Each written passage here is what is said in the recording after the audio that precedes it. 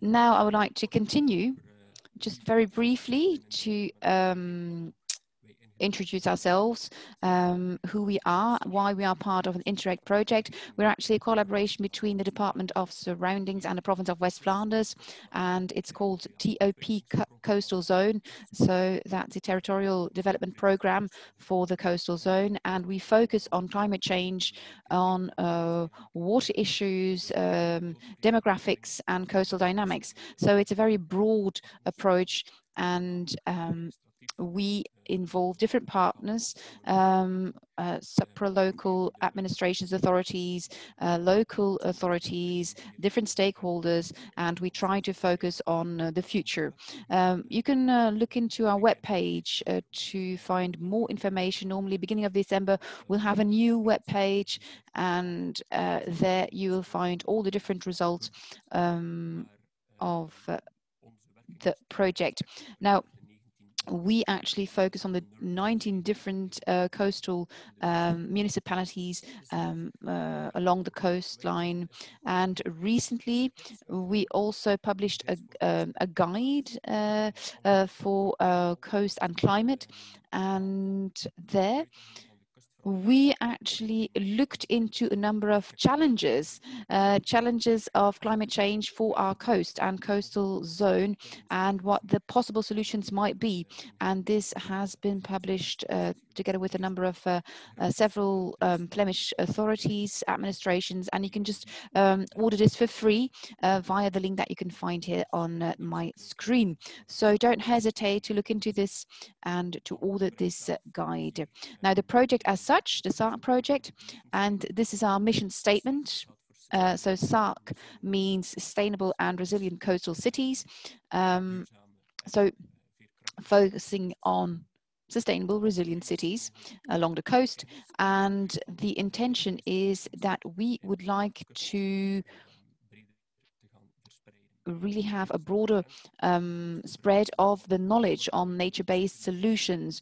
And we do not intend to say that no NBS solutions are used. No, everyone knows that we are looking into this, and already on a Flemish level, this is being used regularly, as Peter already indicated in his video. And it was also looked into what is possible along our coastline, and this was also given by Peter Rauwens. We have the intention to involve the different decision makers, leaders, officers, but also inform the broader public about what MBS exactly is. And there, of course, we'll have a number of issues, problems, for example, resistance from local local inhabitants, because we see indeed that one of the issues might be that they lose their view on the undersea horizon, and one of the opportunities of MBS should also then be made more clear to the municipalities, to the local people. And so this is a first step where we can actually try and give some basic information on what the challenges are along today's coastline and how MBS can play an important role. So it's basic knowledge that we're going to spread. It's not an in-depth seminar. It's not a specialized theme, but it's more general theme in order to have a very first threshold and step towards a more in-depth information later on. Now, the partners can be found in the 2Cs zone, so north of France, south of Holland, south of the UK, and also the coastline in Flanders. And the pilot project, as you saw in the movies, we've got one in Cornwall, Southend-on-Sea as well. So Southend-on-Sea is also the project lead, and also in Dunkirk we have a pilot project in Vlissingen as well, and also in Middelkerke, Ostend, and in Blankenberge. But I will not go into detail because all pilot projects were explained in detail in the videos. That's it for me as an intro, and now I would like to give the floor to Jan Seys. Jan Seys, he's today's moderator, and he knows all about scientific communication as such. He works already many years with VLIS, so the Flemish Institute for the Sea, and he is the right person for today's webinar. Jan, you've got the floor. Dank u Bert voor deze mooie woorden.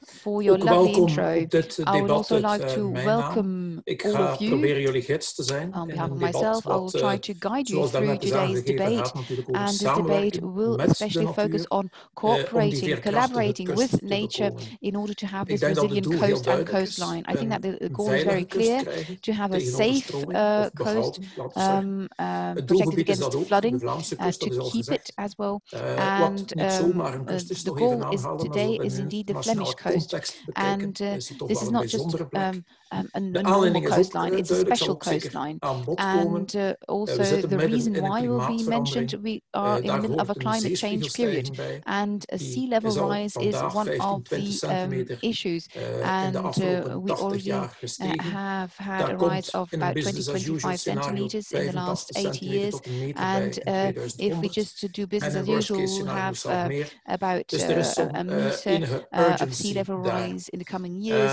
and so there is a sense of urgency there, and of course the way we are dealing with it, the way we are tackling it has evolved, because in the past we had a more classic approach where we had hard infrastructure, hard engineering, dikes and heightening of dikes. Now this changed, and the motto now is soft where it's possible, hard when it's needed, and this is done in several ways, but especially through sand suppletion, for example. This is one of the main aspects, but I think that we can say that indeed in general we evolved in other ways of approaching it, building with nature to make sure that nature has also the opportunity to offer its possibilities. Now, right now, we do not need to put our head in the sand. We need to look forward and focus on the future. And there are also other fancy solutions possible, artificial reefs, for example, hybrid structures. You can think of mega suppletion, and all those things can maybe be focused on. But what is important to know is how are we going to do this, and are we ready to do this? And so I'm very glad that today we can welcome three panelists, important panelists. They have quite some experience, and maybe we can go briefly through them. We have Professor Patrick Merre, who is an ecologist and who works with the University of Antwerp, and I think that he has a lifelong experience when it comes to Scheldt, because when I think of the Scheldt, I think of Patrick Merre. He's really linked to this theme, but he's also focusing on different estuaria along the coastal area. So I'm very glad to welcome here Patrick today. Then the second panelist for today is Gary Momba. Gary has introduced himself already during the audio test, and he's an archaeologist, and he is part of the Maritime Archaeology Trust for the UK, and he's an expert, of course, on coastal defences in an historical perspective. Welcome, Gary. And then our third panelist for today is Peter van den Bizen, Engineer, Director for Infrastructure for the Coast Department, and he is also one of the experts of the Flemish administration, and he will focus especially on coastal protection. And so he is one of the end stakeholders when it comes to implementing coastal protection in Belgium. Okay, so that was the intro of today's panel. Welcome to all of you, and I suggest that we just can immediately get started. Patrick Merre. Now, your lecture there. Jan, I would like to intervene this bit. No. Okay. Oké, sorry. Mijn excuses. Enige technische kwestie. Ik denk dat we klaar zijn om volop aan te beginnen, Patrick.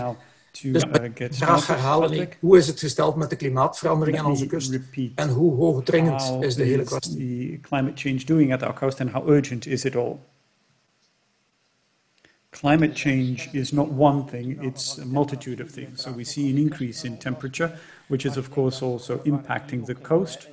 But what we're talking about here today is what you've already mentioned, which is the increase in sea level. The rising sea levels, that's a very important thing. And this is also something that is not new. In fact, during the Ice Age, the sea levels were much lower, so more than 100 meters lower than now during the last Ice Age. So the rising and dropping of the sea level is something completely natural. But we, of course, didn't have any people living near the coast during the previous Ice Age, or certainly not in such large numbers as we do have today. So if the sea levels start to rise again, this is going to be a significant problem. And the problem is that it's almost surreal to people. I think people now realize that we have rising temperatures and that certain times of the year are drier. But if you look at the huge sea, it's impossible to conceive that it would go up. It's like the parable of the boiling frog. If you put a frog in boiling water, then it'll jump out. But if you put it in cold water and then slowly increase the temperature, then it won't move.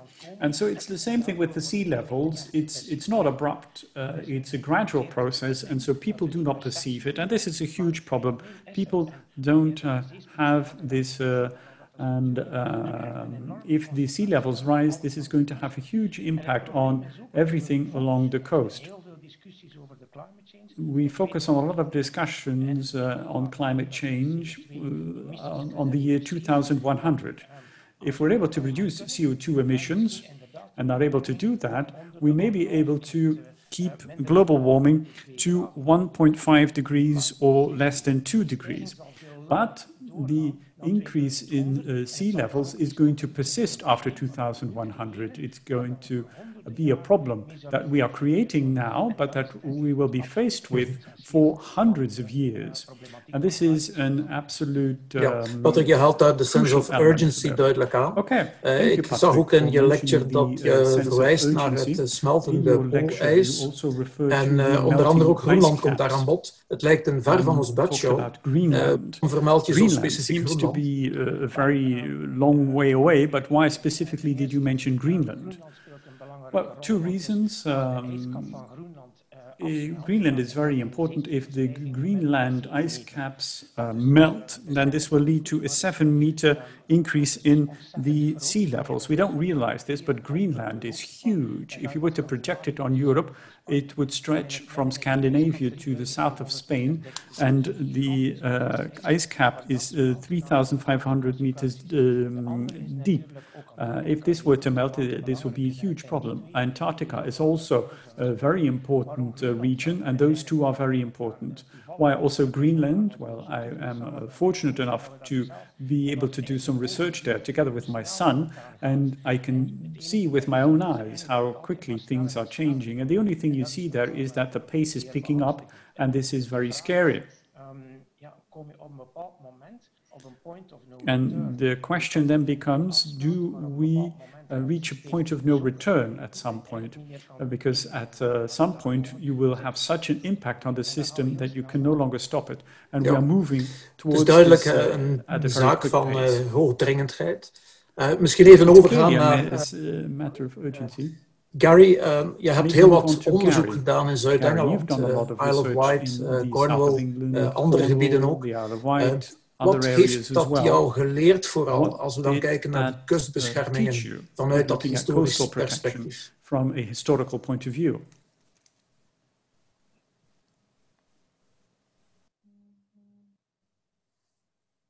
Gary?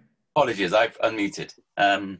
Yes, the value from a historical point of view can fall into sort of two distinct areas. One is really the longer term, and this is something Patrick mentioned, and this is the sea level rise from 100 meters below up to a level similar that we see today, which was about 5,000 years ago. So if we take just between 10,000 years and 5,000 years ago, the North Sea was formed. You have sea level rising quite quickly. You had a lot more water in the rivers, and they met at the coast. And those were the times that the coast was formed. And that formed a sort of natural equilibrium. And within that, you've got lots of little subtle changes. You've got paleo channels, you've got dune systems moving and shifting. You've got a foundation that's been set for the modern coastline. And we can't really understand, I suppose, the geomorphology unless we look into it with a bit more detail. And people tend not to do that. But what we can use is with the long-term archaeology, people building structures in the intertidal zone and underwater, and looking at the paleo channels, you can interpret that change and how it came about and what the impact of change was on the coastline, where the weak spots are and where the sort of more stable areas are, which they're not obvious when you look at them. Now that's the longest term, but I think you should also think about the more recent period. And this is where we can see that there's been more direct human impact on the coastline. People haven't taken the long-term processes into account, and they've started building and constructing hard infrastructure, etc. And this has caused problems.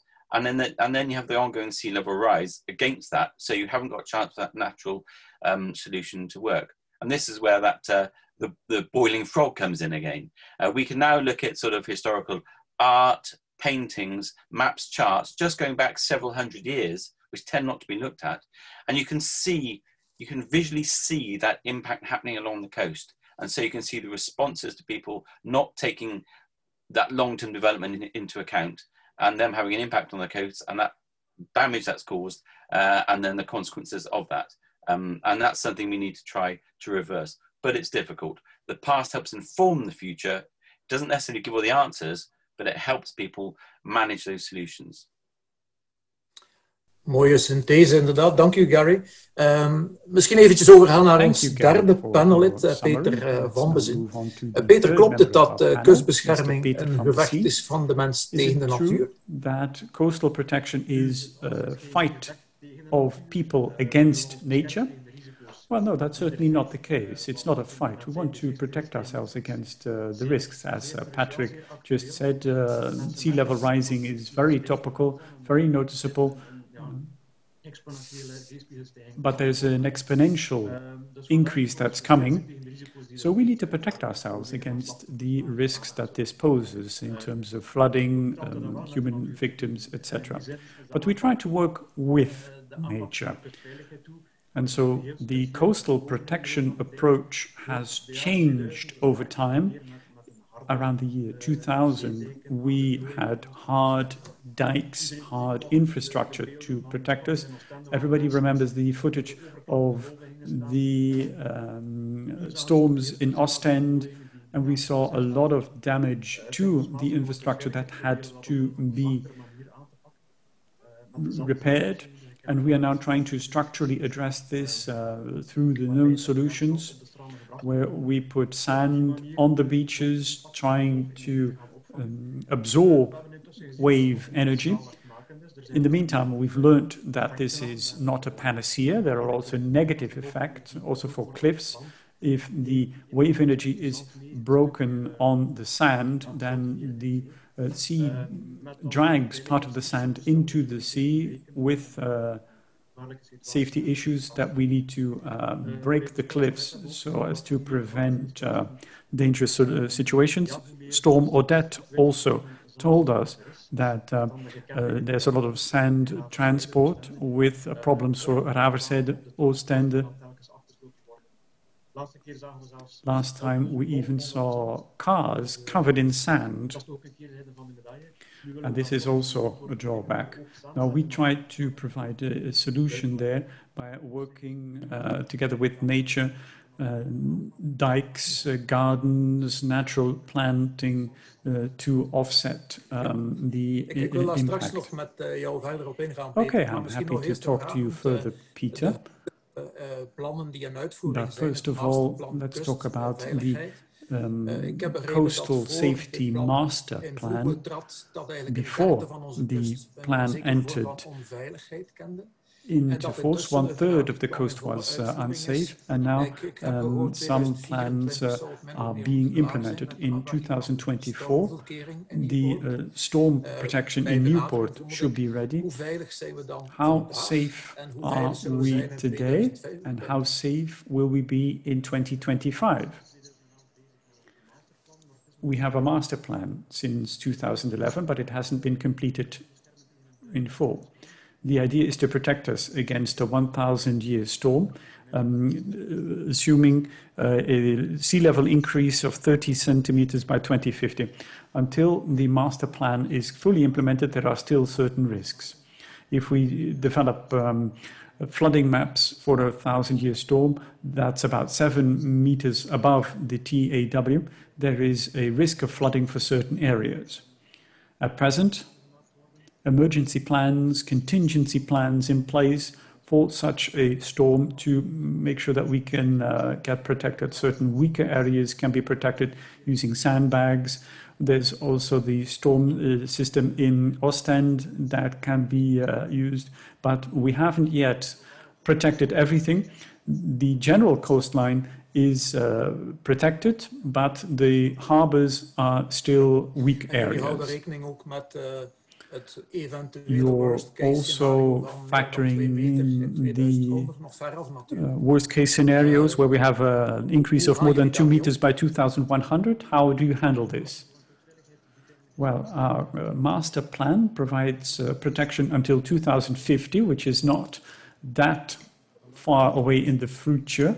So as a Flemish government, we also look beyond at 2100, where we have a complex plan, where we look at larger sea level increases of up to 3 meters. Is it a certainty that we will have this 3-meter increase by 2100? Well, it's fairly small, but it's realistic. If we look at the ARCC reports, they predict a 1-meter level increase, but there is no guarantee that it may not be higher. There are multiple reports that say that the increase could be bigger or that the pace will be faster. So we try to be safe, and we are preparing plans for an increase by up to 3 meters. We are looking at multiple scenarios and trying to see what the ideal future coastline will be, factoring in the various groups of users, economy, housing, etc., so that we have a plan for future protection of the coast. It's quite a challenge, says Jan. I want to go back to Patrick, if I may. Patrick, are you with us? I hope you're still here. Patrick, are you here? I think we've lost Patrick. So let's go back to Gary. Gary, you were also active on the Belgian coast. How different is it from the coast, the coast at the south of England? So how big is the difference between the Belgian coast and the coast of the south of England? Okay, I think I can show you in my background here. This is the coast of England where we've been working the Solent, of course. I think you mentioned it just now. Here we have more sort of a mudflat deposit, so it's quite different. And apart from the estuaries, we have lots of mudflats. And as the mudflats that have been laid down during this equilibrium that I mentioned, as they've been built up, they've covered these ancient land surfaces and these ancient deposits. And now in more recent times, they're being eroded away. So as they're lost, and I'll come back to Belgium in a second, but as they're lost, you can start seeing these remnants of archaeology that are below them. And that's, for instance, just over my shoulder, opposite this one here, you can see a structure that looks like a fish trap that's about 5,000 years old, exposed at low water. Now we can use that to help date the changes along the coastline and start trying to understand those processes and try to say, well, why on earth are these mudflats eroding away now? Because that's been protected for 5,000 years. So what we can do is we look at these artifacts here, which would also apply on the Belgian coast, especially in the estuaries, and say, well, why are they becoming exposed now? They weren't, because that's recent changes to the coastline. And the answer tends to be human intervention. Now we're finding the same structures, and I suppose it's more working with cultural heritage agencies in Flanders. They found lots of structures in places like Raverside, lots of peat deposits, medieval structures on the coastline out to sea. So they can use that information to try and understand past change. And this is projects we've been involved with in the past. But they can also use that to indicate that this coastline now is being eroded away and being lost. So it's very good for public dissemination to try and show people what's actually happening at the moment. So the work that we've been doing along the Flemish coast, I've been involved in projects in Flanders for the last 10 years, an Iceberg European project a while ago. I mean, that was mainly focused on shipwrecks at the time. I think we produced the first sort of a nice survey of a little shipwreck off the coast of Newport, which was quite interesting. Those wrecks, again, they're isolated cultural features, but they can be used for markers on the seabed. And that's sort of the area of work we've been following. In terms of this project, current project, to a certain extent, it's only just begun. A lot of the work we've been doing in places like the Solent, we've been understanding the changes of the Solent, the changes of the maritime system, and the impact that's now having on the coastline. I should also say this is happening underwater as well. This is something that coastal managers never look at, but the underwater aspect is the first indicator things are going to happen on the coastline. So that's things we look at. These are things that we haven't looked at so much yet on the Belgian Flanders coastline, areas we're still looking at.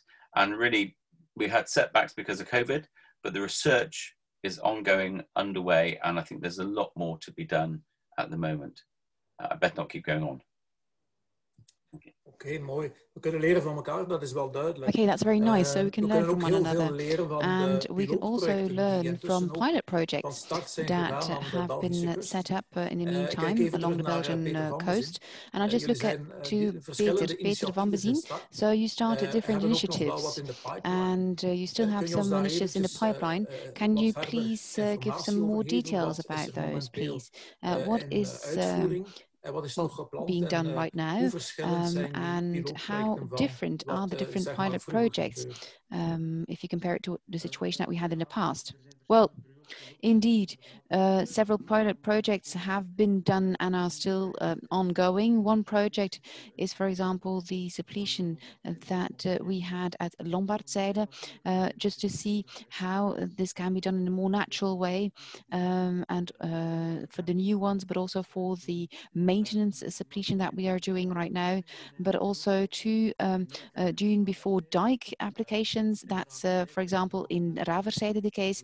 In Raverzijde, there regularly, as soon as we have a huge storm, we actually have then indeed sand nuisance, let's say, along the road, along the tramway, and there we would like to now add the marram grass to a different zone, so that the marram grass can block the sand, and that we can also then have, let's say, a real dune formation.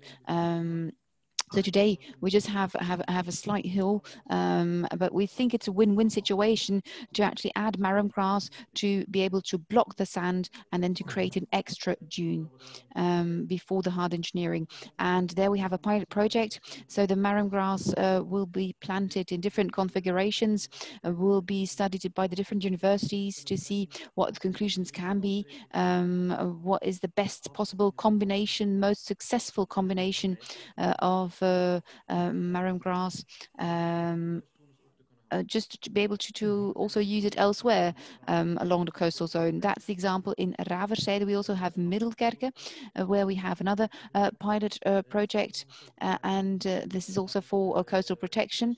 And there, the coast is not sufficiently safe. We don't have sufficient security when it comes to floods, and there extra measures had to be taken for Middelkerke. First, we will do West End, and there two zones, two proposals will be done in the center, for example, and there we'll have a larger, let's say, dike that we will create, more recreation with plants in the zones in between. So if it's still abstract, you can still watch my video there. It's much more concrete. You'll see some pictures. And for example, then in a more residential area, there we actually opted for an extra sand hill, let's say, before the dike in order to actually prevent and an extra nuisance. And this way, nature can be used to actually reinsure safety, and also to actually add a more attractive aspect as well. So it's different. If it's different, then you compare it with the hard engineering in the past. Sometimes, well, people are worried for the dunes. Of course, if you have dune before dike, well, then people wonder if we will immediately have 5 or 10 meters of dune for the hotels, restaurants, etc. Sometimes this raises questions, and this is something that we will still need to work on. But these pilot projects, we really would like to create sufficient support to be able to suggest these solutions, nature-based solutions. And well, you indeed mentioned the alternatives for the sand depletions. What would be the advantages? Well, now we see that the sea level rise and the storms now, well, very often, well, beaches just erode, and we need to change or have a depletion of sand every few years. And this has an impact on the ecosystem, of course, and on the values that we have on the beach. If we actually do this on the foreshore, then we see that the tidal functioning and system can actually put the sand on the beach more slowly. So the advantage is that we can have a larger volume, and that we have a less of an interruption of the nature present, and also larger vessels can still pass. You don't need to work on the beach itself. So that's the reason why we actually started those projects, to see whether or not this might be a successful alternative.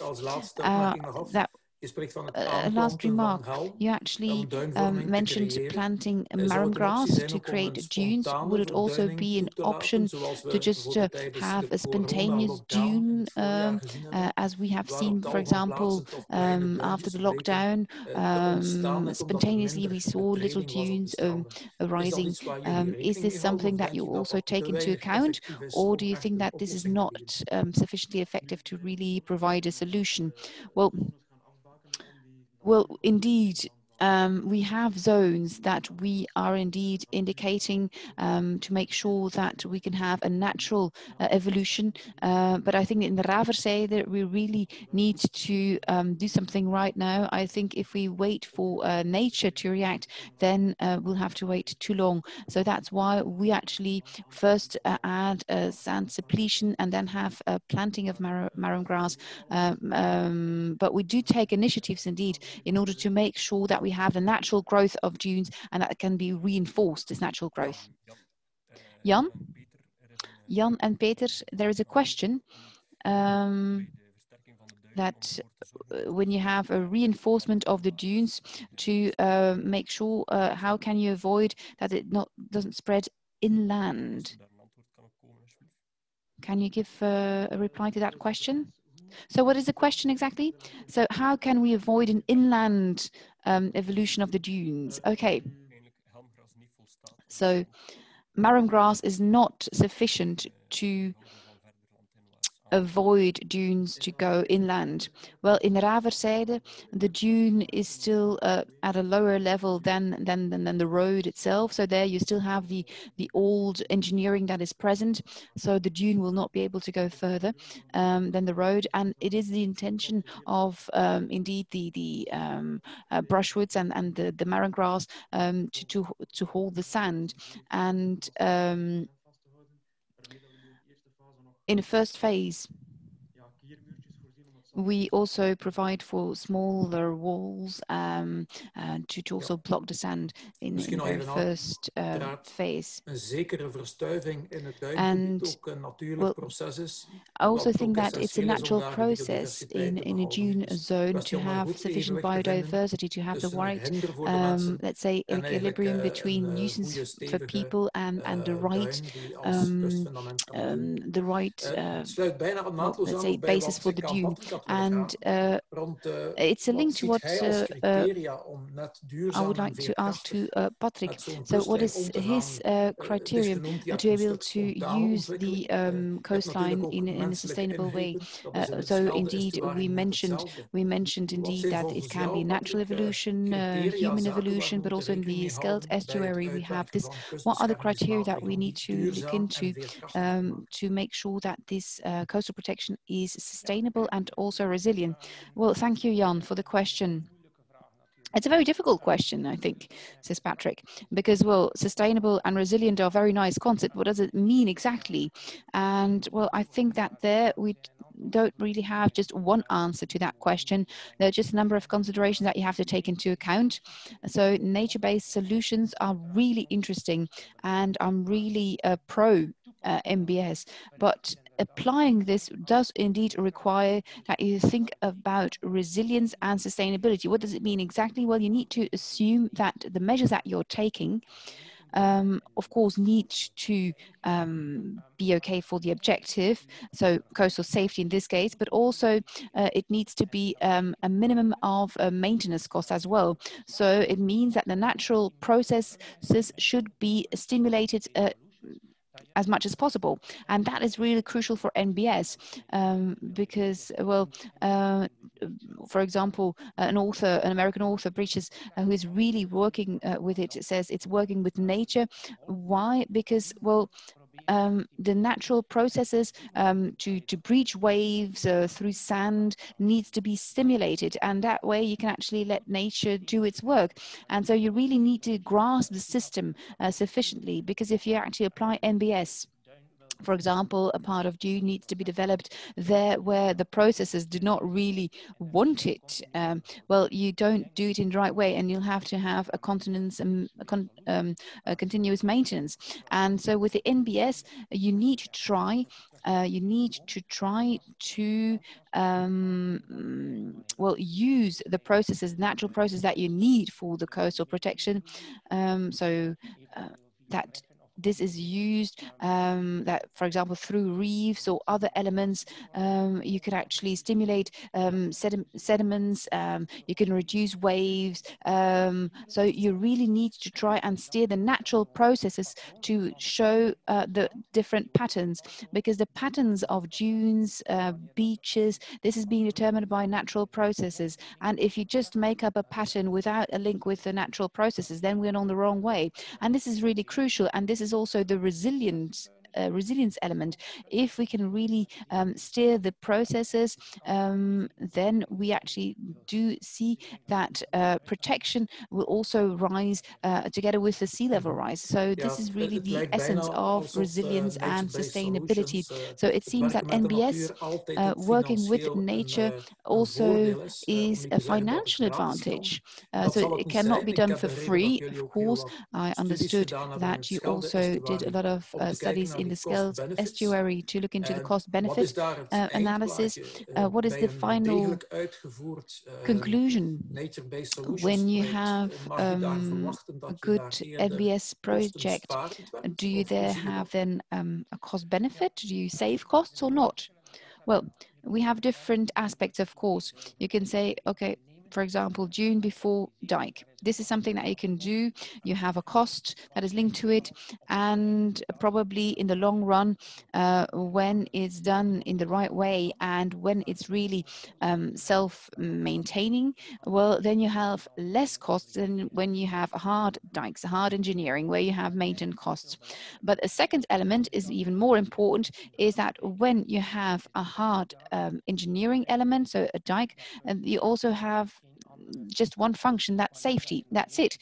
When you have NBS, so nature-based solutions, then you have different functions. If you have dunes or other structures, like, for example, you mentioned the reefs, for example, well, there the advantage is, of course, that they do not only have a safety element, but they also have the fact an effect on, for example, recreation, other advantages. For example, water quality can be improved, improved. If you have your reef, for example, you also have a much better filtering of the water. And so it's a broader, let's say, offer of different possibilities for society. And if we take this into account, those values, those benefits, we do see that in most cases we have much more, well, let's say benefits than costs if you just have a pure hard engineering solution. So you can indeed save maintenance costs because you actually work with nature, but at the same time you also have other advantages that are indeed very important for us as a society as such. Just an intervention, says Bert. Minder kosten, multifunctioneel. Just an intervention. I'm sorry, there's a question, but there are two speakers. So the question was about multifunctioning costs, etc. But apparently, first Bert has a question. Yes, there is a question linked to what Patrick said. Now, it's about the ecological impact of foreshore suppletion. So is there any scientific proof that the eco-impact is much more limited if you have the foreshore suppletion than instead of sand suppletion, for example? Is there any proof? That's probably also something Peter can answer. Well, when you have a suppletion, at that moment, you'll have an impact, of course. When you have a large quantity of sand that gets there, if it's on a foreshore or the beach, a number of, well, let's say, organisms that are present will be buried. Now, the question is to know how will you actually add it and whether or not it's stable. If it's a foreshore defense that you can indeed add, and then slowly but surely, as Peter indicated, will indeed bring sand to the beach, then as such, this is a very natural process, and this is also a very ecological process. Now, to say that foreshore is better than sand suppletion, well, on an ecological level, well, there are a number of studies, but I don't really have them with me here right now to give you hard details. But logically, if you just cooperate with nature, then foreshore suppletion is a good idea, because then indeed you will use the tides and to have an extra sand on the beach. And this is also the link there with a project in the Netherlands where you have the sand motor to actually have the tides do the work, and then the advantage is that the sediment or the sand will also be sorted, because if you just put sand on the beach, it's just what you actually have there. You do look into the kind of sand, it's just what you dredge there. But when you indeed have another system, a more natural system, then you also have a sorting of the kind of sand. And I do think it's a very good solution. Then I look into Bert. Maybe other questions have been asked in the meantime, Bert, or not? En intussen kunnen we Peter misschien nog eventjes laten and then in the meantime, Peter can still react to that question about the cost benefit analysis, multifunctionality. So the question that I asked earlier on to Patrick. So Peter, maybe you can react to that as well. You're muted, Peter, so we cannot hear you. Okay, thank you. So the pilot projects and building with nature projects, well, there the intention is indeed to have an extra value, not only having hard coastal safety, but also have other advantages when it comes to ecology, recreation, of course. And the financial aspect, there it's also probably the intention to look in the financial costs and benefits, right? In Middelkerte, for example, for that pilot project, and in Ostend, both concepts can be compared indeed. So the extension to tune down the waves, and then the grass dunes and dike, and indeed there we already see that first and for all the setup is different. different in cost, but now we also need to look into the other costs before we do analysis. Okay. Any other urgent questions to be asked? No? Then I would like to continue to Gary. Gary, I saw in your lecture that you mentioned as well that in a number of Flemish cities, because you also did some research here along the Belgian coast, that cities like Ostend, Newport, other towns in the past probably had a better natural protection, but apparently this disappeared, probably due to human intervention. Can you give some more details about this, please? Yeah, sure. And I think that builds on some of the points that Patrick was making. It's about understanding the natural processes where the sand's drifting. These are long-term processes, of course. Understanding where the sand is moving around the coastline and harnessing it rather than interrupting it and causing problems. And also in regard to the estuaries I mentioned before, or the estuarine systems within Flanders that fed into the sea that have since been reclaimed, these estuaries, and filled in. So you have sites like Sluis or Newport. They were sheltered, they were protected because they were set back from the coast. But then Ostend was able to be built right on the coastline. So it had a sort of natural defense, it had a natural mud flat. Looking at the historical information, the charts and the maps, you can see there was a sort of a natural barrier there that it was using. And it was using that quite well for many years, many hundreds of years. And slowly it started to build out into that environment, and it started to upset that balance that had been established over thousands of years. And you can see a record of that process through time. And so Ostend, they started to build out and develop sort of hard defenses. And more recently, of course, has put out moles and harbours, which were necessary to deepen the water for larger vessels, etc. That really has punctured what would have been a natural balance. And that's caused problems were unforeseen at the time or unexpected, and hotspots for erosion. So the human interference is starting to actually really cause increased erosion by upsetting that long-term natural balance. And that is where we need to understand that those ongoing long-term processes before we start interfering with them. And that's where the sort of the long-term understanding of coastal change can help, and simple things like archaeology. And it can also show, and it can tell people, the images can really demonstrate why things have changed in the past. They become very visible and very real for people. They start to understand, and they start to then recognize the need for current changes. Gary, we zitten natuurlijk hier aan de Belgische kust vandaag nog steeds in een vrij unieke positie. The Belgian coast has a unique position. Gary, we sometimes call this a coastal squeeze because the sea level is rising, you've got a hard dike and everything gets squeezed, which means that there are bigger challenges. But how do we deal with this to make sure that we get the upper hand? What is your vision? That's quite a very big question. A lot of the work has been already completed along the Belgian coastline. A lot of the defences have been put in place. So it's a coastline that, you know, I suppose you can learn from the past, but it doesn't necessarily have all the answers. I think that's our job is to help inform Peter to try and decide what the best tools are to fix it. But there are, you know, when it looks at, so wisdom from hindsight, you can look back and you can see where the weaker points are. You can look at those, look around Raverside, and you can see that that's been stable there for maybe 2,000 years, and suddenly the pressures have increased there, and that can help you anticipate what might happen in the future. And I think also behind the dikes, where you have all these old estuarine systems, as I showed in my talk, you just need to marry some of the charts, historic charts, over the top of the current areas where the flooding is at greater risk. And you can see they marry up quite well. So you can understand the areas that are going to be under greatest threat. Now, in many ways, it's a bit late for Belgium, but there's lots of lessons to be learned.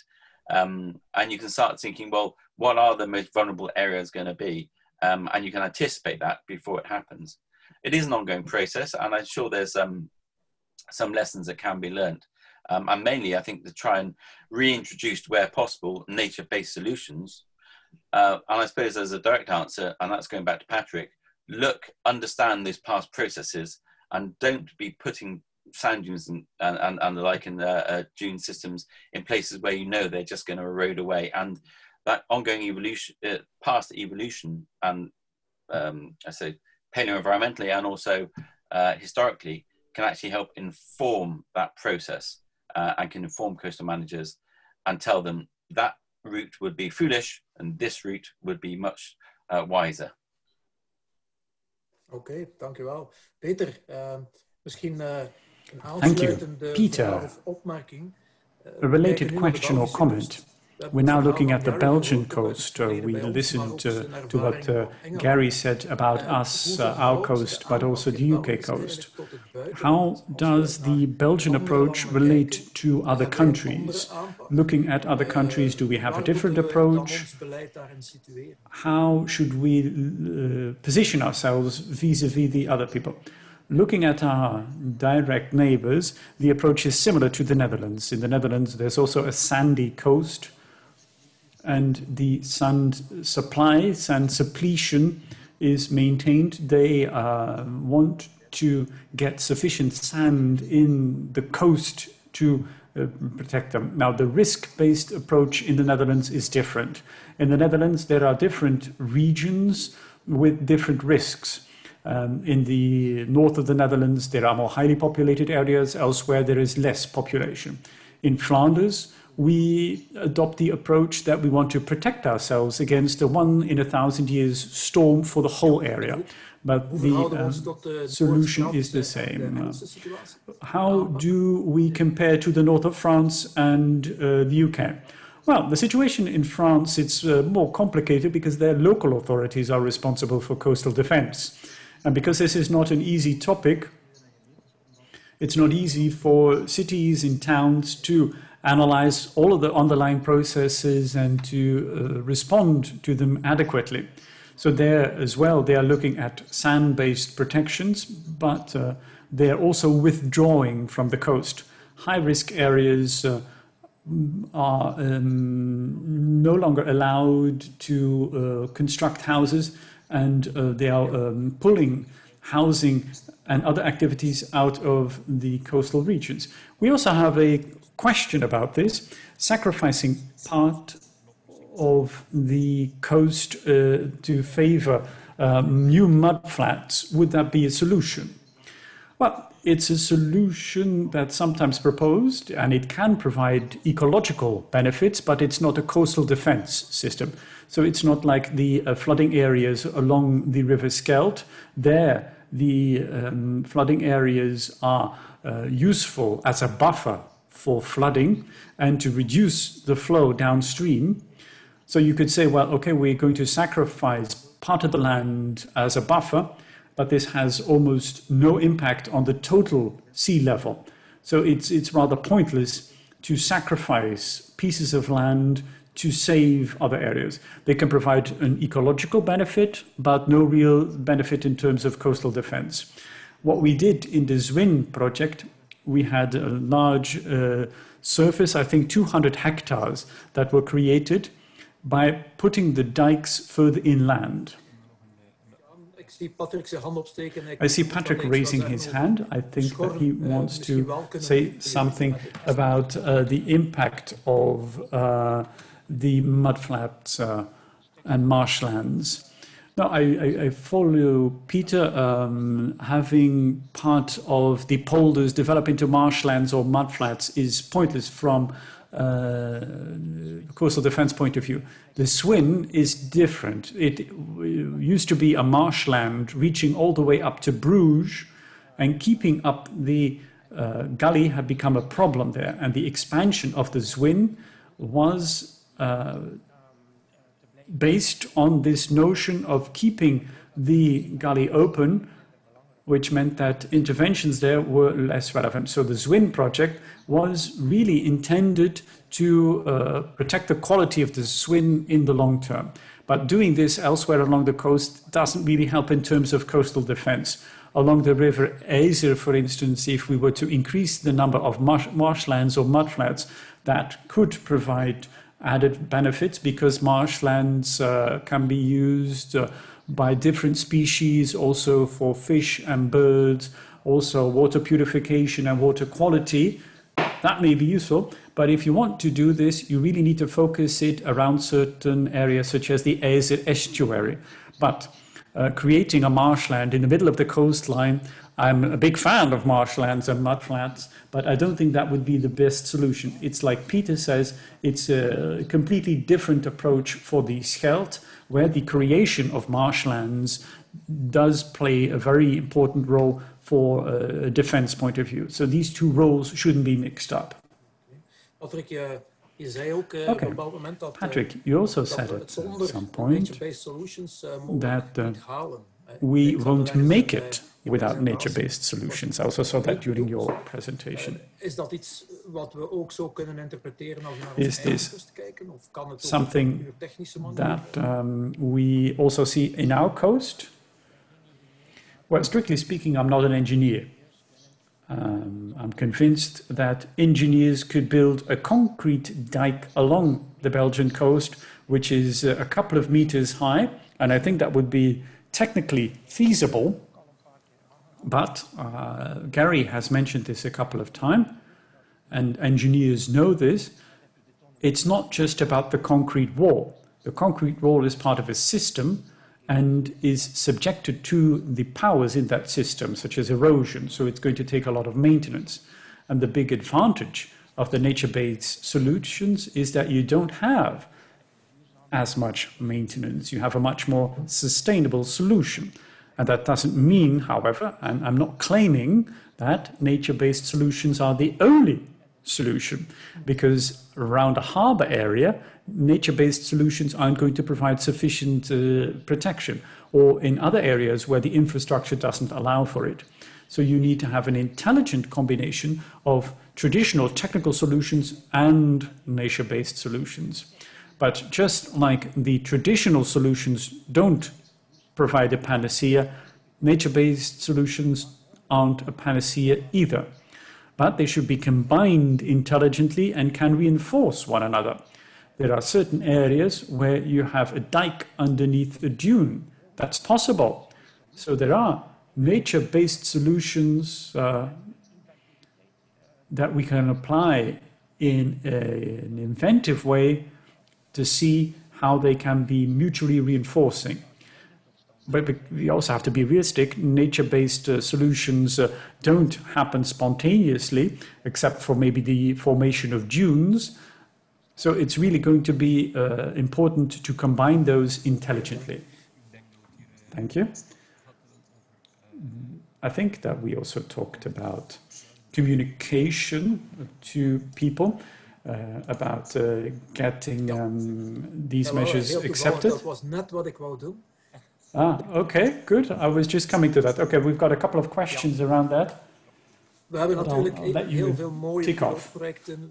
Yes, we have a lot of interesting pilot projects, a lot of ideas, but we also have a certain perception, the general public. The beaches, people know, people remember from their youth, 30 years ago, 40 years ago. It's clear that the beaches of the future will be different. And the public opinion, in part, may not yet be ready for that. So public perception is very important, and maybe I would like to ask each of the panelists to briefly talk about this perception, what they think the perception is, and how the perception could be influenced. Gary, looking at you first, I'm sure that people's perception on coastal defenses and sea levels rising is also a very important topic. Could you say something about that, but briefly, please? Yes, the public perception is changing through time, I think, but there's still a large contingent of people that won't necessarily accept that the changes are happening or don't want to accept it. And I just say that the use of long-term understanding of the past, long-term reshaping of the coastline is something that's very valuable to indicate that things have changed. Also, that you can prove that people lived in areas that are now underwater. We had to respond in the past, we're going to have to respond in the future. And finally, the images, the visualization, the paintings, the postcards, the charts, the maps, those are the tools that we found have the highest impact to demonstrate that change has really happened, and it's going to continue in the future. Okay, Peter?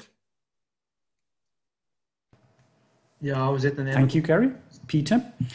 Yeah, we're focusing on two things at the same time. I think that pilot projects are very important to show the public that we need to continue to work on the coastline and that we need to come up with tailor-made solutions.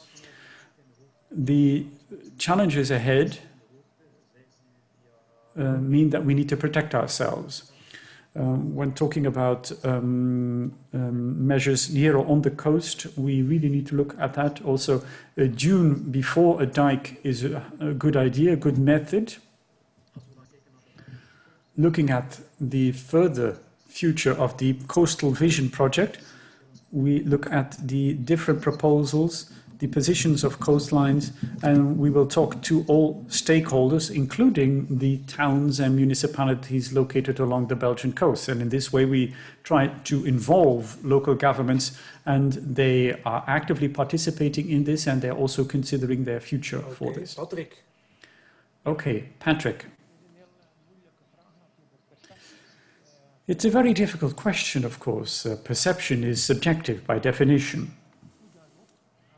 And I think that for some areas in our society, people are reticent to change, whereas in other areas, people embrace change. We all have smartphones, whereas 30 years ago, the thing didn't even exist.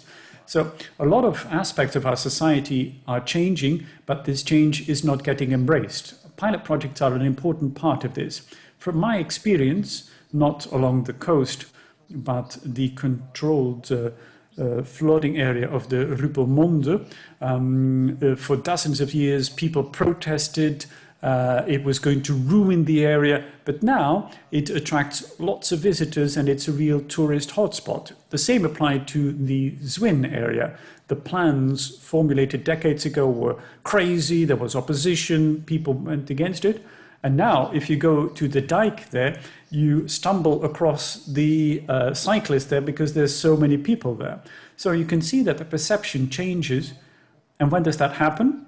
When, for ordinary people, there is a change. Whether the Zwin is full of birds, people don't care. But because it's a big area, it's a recreational area, that really makes a difference for people. And this added value, if you can show that it has added value for people, then the perception is going to change. And let's be honest, a dune is more beautiful to look at than a stone dike. With all due respect for engineers building dikes, and in certain areas they're necessary, but for me, the aesthetic added value of a dune is much greater than a dike. Yes, thank you. Yeah, sorry. Jan, if you allow me, I'd like to respond to what Patrick says about tourism. This was also a specific question. Tourism is one of the added benefits of nature-based solution, but the industry, the tourism industry, is hardly ever represented in this context. This is something that we need to consider to involve the tourism industry. And while we're on the subject of involving other industries, do you think that upscaling pilots into a general approach is possible in the short term, and should the industry be involved? Yes or no? So I've got two questions. I apologize. If nobody starts, then I'll kick off. Should the industry be involved? If I am bold, I would say, well, who's going to do all of the work? Well, it's going to be industrial partners. So it's important to properly conceive and implement projects. This is a very important topic, and commercial partners are needed.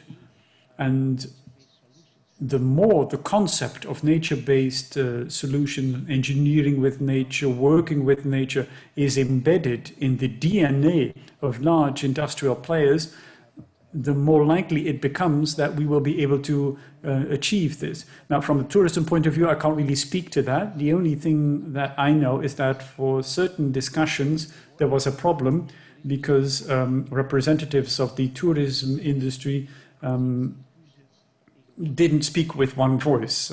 So it's very difficult to have a single voice representing the tourism industry, but I'm sure Peter can speak to that better than I can. Yes, thank you, Patrick. First of all, we need companies specializing in this, but the government will fund everything, draw up the plans, and work together with engineering firms so as to come to good solutions. Tourism is, of course, a very important player. We have a busy coast with a lot of recreation, a lot of tourism. And so the Dune for Dike solutions, working with nature, this is all very important, but we also need to bear in mind the impact on tourism. We also saw this during the first lockdown in Flanders. There was no tourism, and then the dunes developed more naturally. Over the summertime, they get trampled. But of course, there is more pressure on the coast as a result of tourism. So we need to marry both. So for the future, the vision for the future, we need to look at whether we can combine both things and whether we can have the dunes developed while still having enough room left for a beach. And we need to combine everything into a success. Ja, en de situatie in Engeland. Okay, what's the situation in the UK? What's your perception on that? Is that Gary. Question for me? No, for Gary. Sorry. No, switching gears. The same question now for Gary. So how to involve other industries such as the tourism industry, how to involve them in this broader context. Gary? Well, we would look at the story, of course. We would look at the human story and the relationship with the coastline. And then you can use various mediums to relate that to the general public. You have, of course, exhibitions, you have narratives, you have visualizations of sea level rise and the people occupying the coast, how they've responded.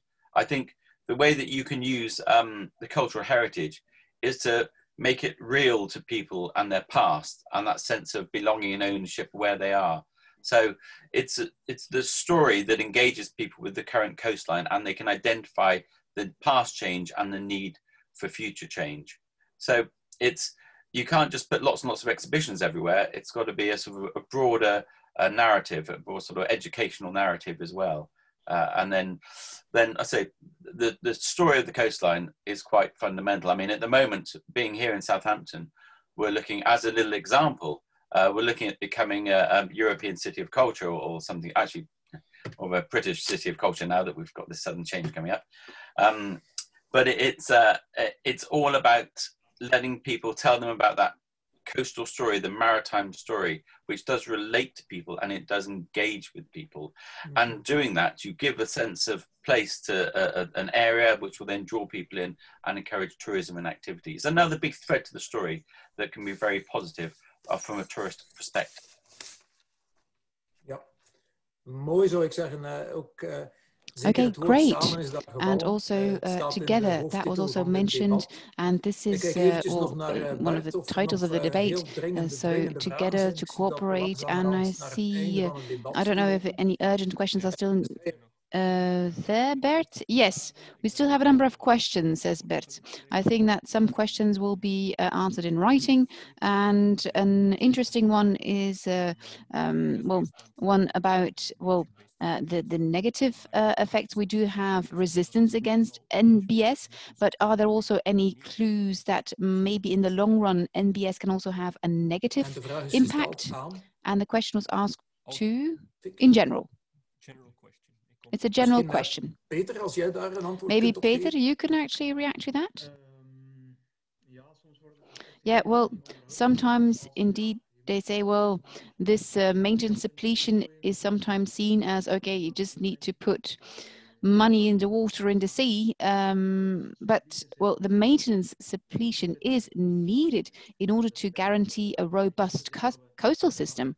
And so also with hard engineering, we needed annual repairs as well, also in Austin, for example, and it costs more money and it takes more time.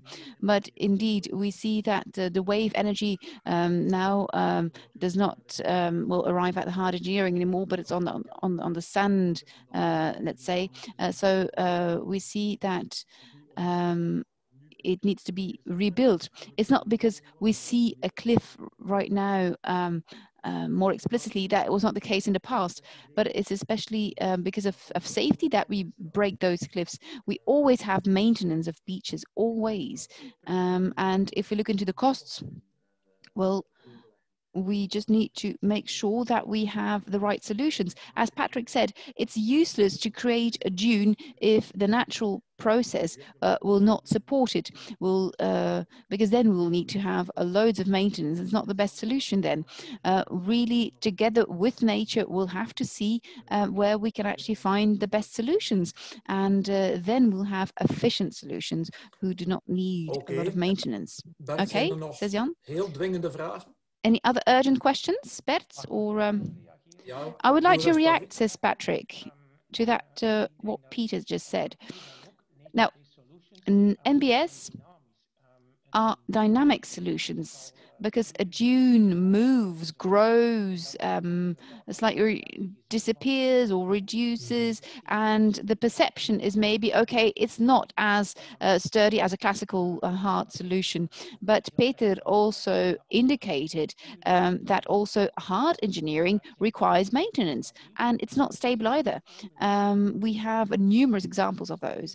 But what is important to know is that when you live in a coastal area with as many people, as many activities, will need a continuous monitoring of the situation as such. If you, no matter what kind of solutions you opt for, nature-based ones or hard engineering ones, you need to realize that this is needed. You just need to try to find resilient and sustainable solutions. If you know that some solutions are not resilient nor sustainable, whether it's a hard engineering or nature-based solution, well, then you don't need to choose those. Well, you cannot have everything at the same time, of course. When sea level rises and you need to heighten your dune, then indeed you will not be able to see the sea anymore, nor the horizon. This is something that you cannot avoid. But I think then it's better than you have a natural structure, a natural dune before your apartment instead of having a flooded cellar or a flooded apartment. Gary? Would you like to react? I would just react positively to both those statements, and I agree, but this is really demonstrates the need to understand those long-term processes. The big downside will be if you create something that isn't sustainable, as we've said. The only way you're going to understand, you could, of course, you have modeling, which people tend to look back a few decades maybe, but you really need a long-term understanding of that coastline to see whether those changes, that adaptations are going to be sustainable or not. So that really highlights the value of the past, as well as being able to share that to the public. Mooi. Dus, ik heb misschien nog een laatste... Maybe a last question, says Bert, before we can actually close today's debate, and it's linked to what has been said earlier. So the question is the following. Now, in the past, did we know the coast better because people were living along the coast? Because we see when we, for example, in Gary's work, we see that people were living more inland. Did people know the processes better than in the past, or was it also the boiling frog? Then suddenly they said, okay, we did something wrong, we need to retreat. Do we understand our surroundings less these days than in the past, or is that a wrong assumption? Gary, I think it's a question for Gary, says Jan. Yeah, well, this was people understood the landscape and they adapted to it. It's as soon as you start fixing structures in the landscape that you have problems and you don't want to move them. So you try to adapt the coastline around it. So I think people were pretty more aware of the natural surroundings, but we're talking in the past, you tend to look over long-term periods. Everything is so immediate today. And a lot of, I say I have to be careful what I say here, but many of the engineering decisions in, say, North Europe over the last 40, 50 years have been really based on immediate reactive problems. They haven't really understood the long-term processes. So in the past, I think people were maybe able to move and adapt because life wasn't so immediate. But they were more aware of their surroundings. Now people are shielded, but it is very much a short-term interpretation of their surroundings. People think everything's fixed. And of course, people in the past knew it wasn't. Okay. Ja, ik denk dat we nu kunnen afsluiten voor wat betreft Okay, de vragen, I think that's it for the questions. Through the chat box, I wanted to finish by asking the following question to the following panelists. Let's get started with Gary. Let's suppose tomorrow you actually have the authority to actually propose, no matter what kind of measure, to have this protection. So what would you introduce as a measure, Gary? As a measure for protection, I would advocate more nature-based solutions by reinstating, understanding the past and trying to reinstating the environments that fit with that natural environment. Okay. Patrick? Patrick? You've got the floor. You're muted, Patrick. Sorry. Okay. I would have indeed a quick introduction of NBS solutions, and also to have a diversity of projects.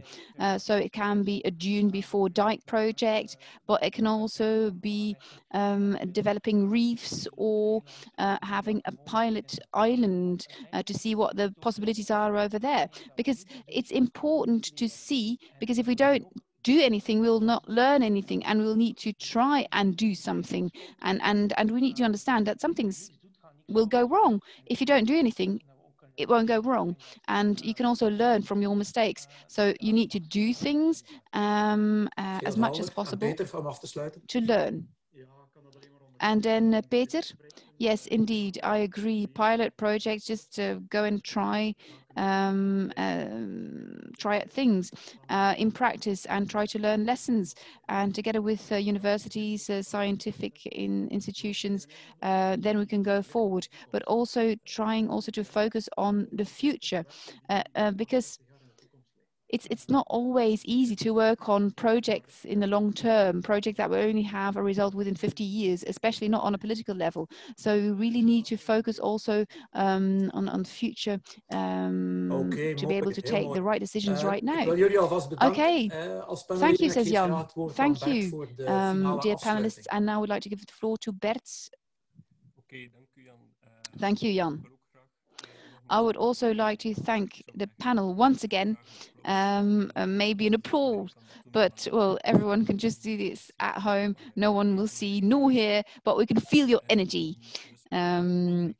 So Peter, Patrick, Gary, thank you very much. Also, what is very important for those who are still listening and looking at the webinar, when the webinar is finished, we'll have a pop-up with a link to the survey, and that's also a survey that was sent beforehand in order to know your opinion about NBS. It's about 10 questions that you need to answer. It's a very brief survey. We had some technical issues, so that's why we actually relaunched this survey here today. So thank you, just to focus on this. And what else? Well, I would like to say those who are not being registered yet for our newsletter, well, do so, because we still have a series of lectures that will be organized in the 4 regions. This was a more general lecture, let's say, but also have much more specialized workshops or seminars. So do register if you would like to stay tuned. And I can also announce that the Observer Partner and project partner in top coast in that project, so the province of West Vlaanderen, in December, also has a seminar for the Flemish attendees focusing on the dune before dike solutions. It is called Café Zee, and I think Peter will also be there, and also legislation there will be looked at. So please do write this down. And then finally, I would like to thank all of you. I would like to thank also everyone who participated in the video. We actually had Peter van der Zien, we had Patrick Mere and Katrien van der Bist. We had Exo Environmental William Collet. We had Gary Mamba of MAT. We have University of Ghent Dries Bonze. We have Pieter Aoens of KU Leuven. We have also Eppen Williamson. So all those videos can still be looked at. Those who did not receive an answer to their question, well, a number of those questions are answered in those videos. So do look into this. And for the English viewers, or attendees, we do not have subtitles for all videos yet, but we'll get those well next week. It took a bit of more time than we expected. So that's it for me. I would like to give the final word to John Bennett, our project partner from Southend-on-Sea. Thank you. Thank you very much, Bert. On behalf of Southend-on-Sea, acting as the lead partner for the SARCC project, I would like to thank our colleagues from the Flemish government for organising this. They did a fantastic job. They set everything up, and I would like to also, again, thank the panellists. If you guys who have attended today are interested in finding out more about SARCC, you could please direct yourself to the SARCC website, which is www.sarcc.eu, and there you'll be able to find more info and sign up to the newsletter. Thank you.